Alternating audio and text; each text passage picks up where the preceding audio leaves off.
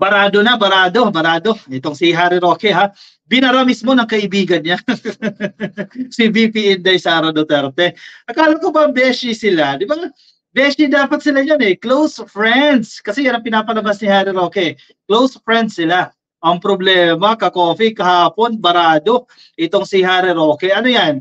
Hindi na ba sila friends? O atribida lang talaga itong si Harry Roque. Pinangungunahan kasi. Si Harry Roque kasi, ang ipinaglalaban niya, ito ha, pinaglalaban niya to ha, hindi na to proposal ha, pinaglalaban niya, dapat daw si Inday Sara Duterte ang maging leader ng oposisyon. Yan ang kanyang pinupush talaga yan. Dapat si Inday Sara Duterte yan. Wala nang iba, hindi ang kampo ng liberal, hindi si Risa Ontiveros, hindi si Leni Robredo, hindi si Laila de Lima. Dapat daw po ang leader ng oposisyon ay si Inday Sara Duterte. At meron pa siya mga justification. Sige, for context muna. Dito muna tayo sa post ni Harry Roque. Sa kanya mga justification dito, bakit si VP Inday daw ang dapat na leader ng oposisyon. Ayan, nakikita nyo sa screen. Sige, share ko lang itong post na ito. Kasi binasag to ni Inday Sara Duterte. June 20 itong post na yan. Sabi ni Harry Roque, bakit si VP Sara ang dapat maging leader ng oposisyon? Ayan, meron siyang reasons. 6 na matitibay daw na dahilan bakit dapat si Inday Sara Duterte ang maging leader ng oposisyon. In the first place, bakit kailangan mong ipagsigawan na you are the leader of the opposition? Di ba? Dapat ikaw ang maging leader ng opposition. Ano yan?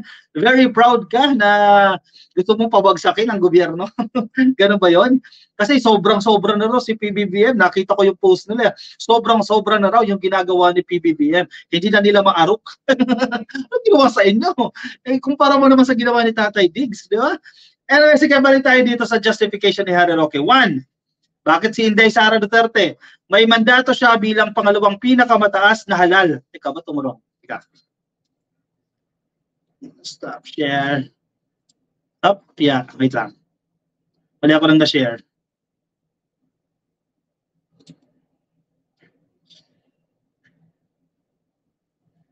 Saglit lang.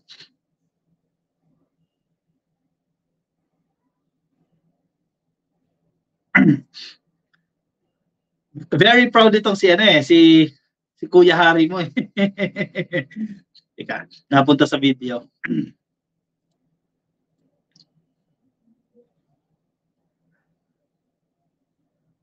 Saglit lang ha. Naglo-load lang. Photos.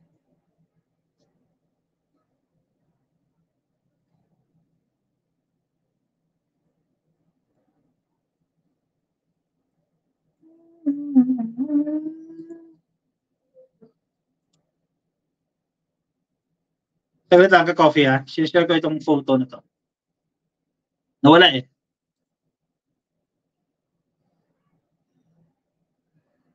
Ayan. Going back. Yan. Number 1 daw. May mandato siya bilang pangalawang pinakamataas na halal na leader ng bayan. Ganun ba yung premise nun? Kung ikaw yung second highest government official no ng bansa, ng gobyerno, ikaw dapat maging leader ng oposisyon. Eh paano na-model ninyo yan panahon ni Digong at ni Leni Robredo 'di ba? Nasanay kayo kasi gusto niyo mangyari yung ginawa ni Tatay Digong kay Leni Robredo, gawin din ni PBBM, which is hindi naman yan yung character ni PBBM. Yan yung number 1 reason nila. Since ikaw naman yung pinakamataas o pangalawa sa pinakamataas na halal na leader ng bayan, ikaw maging leader ng oposisyon. Ayaw nga ni Inday Number 2, may kakayahan siya bilang abogado at executive leader. Kaya na sumagot, may kakayahan siya bilang abogado at executive leader. Pero bakit lagi no comment, di ba? Usually pag abogado, kaya mo i-explain yung sarili mo, i-justify yung sarili mo, di ba? Pero bakit laging canned yung statement? Bakit laging scripted yung statement? Bakit usually no comment ang sagot, etc. Anyway, sabi ni Harry Roque, paniniwala niya yan, no? Number 3, mayroon siyang pinakamataas na net satisfaction and approval ratings sa gobyerno. Sino nagbigay ng rating? Sino nagbigay ng survey? Ng rating na yan? Akala ko ba minsan ayaw nyo maniwala sa survey? Pag mataas si PBBM, hindi kayo naniniwala. And then, ngayon, gagamitin nyo siyang batayan, itong net satisfaction rating. Paano ngayon yan? Sa recent survey ng Tangere, bumaba si Sara Duterte ng 2 points. Valid pa rin ba yung basis na yan? Inconsistencies. Number 4, may paninindigan siya sa mga issue na salungat sa administrasyon. Number 4, no. Nag-iba siya ng statement sa China. Noon, very kontra siya sa China. Noong tatay niya naging presidente, sinabihan si Digong ng China na i-control yung anak niya. Anong nangyari? O nasaan yung paninindigan doon? O sige, sagutin niyo. May recorded video yan. Si Digong mismo nagsabi niyan na kontra si Sara Duterte sa China. Pero nung naging presidente si Digong, nag-iba siya ng narrative pagdating sa China. Kaya nga usually no comment yan eh. Kasi siguro nagigilty siya sa sarili niya kaya hindi siya magko-comment siya sa West Philippine Sea dahil binulgar ng tatay niya na ayaw niya sa China.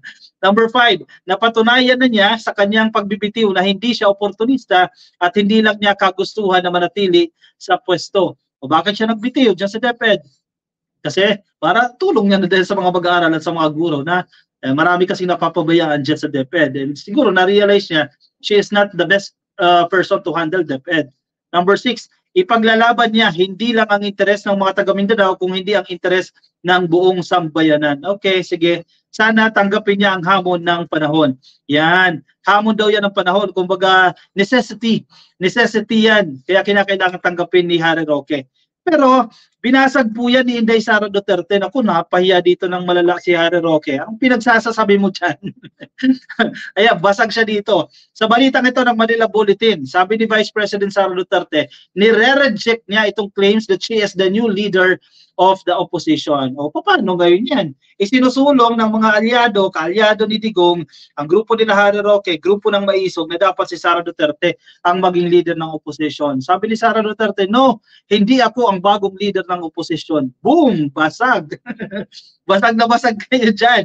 Ayan, mag-usap-usap kasi kayo din. Sa trabaho ko, hindi ko alam kung totoo to ha, pero basahin lang natin itong statement niya.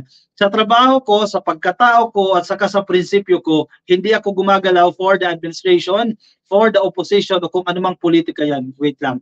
Hindi daw siya gumagalaw. Ano ba to? Literal ba to na hindi gumagalaw? Hindi nagtatrabaho? Yung ba ang ibig sabihin yan? For the administration and for the opposition. Wait.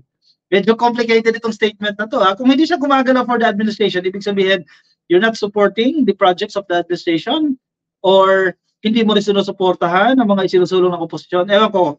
Siguro, ang gusto niya iparating dito, patas yan. Patas siya. Sige, let's veer away from giving malice dito sa statement na yan ni VP Inday Sara Duterte. Sige, hindi daw kasi siya gumagalaw for the administration. Kailangan lang, i-craft lang ng maayos yung statement, no? Kasi syempre, magkakaroon ng mga assumptions yan, ng mga interpretations yan. Hindi ako gumagalaw for the administration, for the opposition, or kung ano bang politika yan. No, hindi totoo yan sa politics. Hindi mo maiwasan ang politics. Ang galaw ko ay base sa kung ano yung makatutulong sa ating mga kababayan, she says, sabi ni VP Inday Sara Duterte. Agree ba kayo dyan? Ang malinaw dito, hindi sila nag-usap ni Harry Roque. Magkaiba sila ng statement dito. Kasi pinapalabas ni Harry Roque, nagpo-post siya lagi ng picture kasama si VP Inday Sara Duterte, lunch with VP Inday Sara Duterte, events with VP Inday Sara Duterte. O ano yan, baka ginagamit lang din yan ni Harry Roque, yung litrato na yan kasama si VP Inday Sara Duterte para palabasin na malakas pa rin siya. No? Pero in reality, hindi talaga siya kinokonsult ni VP Inday Sara Duterte, no, sa mga desisyon na to. Kasi bakit ganyan? Magkaiba sila ng kwento, magkaiba sila ng narrative, di ba? Malinaw naman yan eh. So, hindi sila nag-uusap. Ewan ko, yan ang basa ko dyan, ka-coffee.